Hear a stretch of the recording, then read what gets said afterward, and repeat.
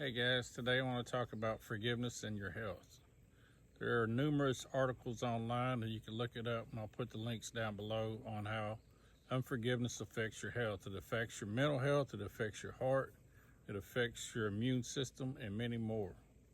Whenever we have bitterness and resentment and unforgiveness towards someone, we think that we are righteous in our having the right or whatever to feel that way. But in fact, we're really harming our bodies.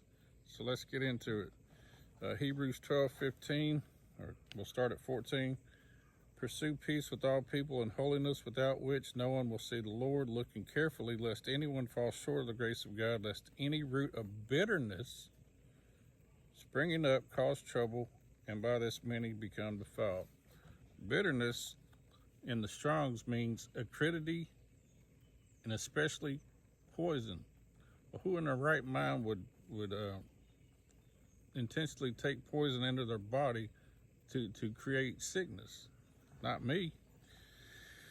Then we'll go to James 5:16. It says, confess your trespasses to one another and pray for one another that you may be healed. The effective, fervent prayer of a righteous man avails much.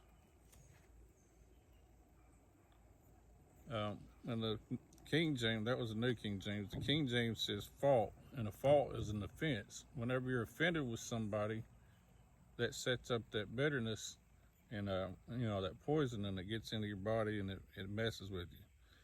And then lastly, Ephesians 4:31 and 32.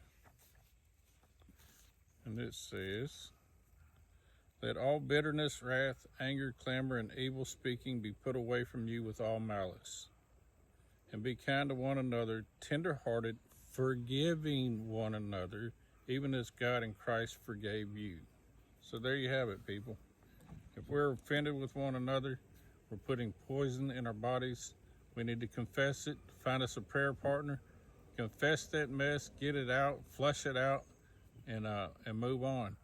There was a story in the New Testament where Peter asked the Lord, how many times shall I give my brother? And he said, up to 70 times 7. Who in the world is going to stick around, 490 times to, forgive that many times? Not me.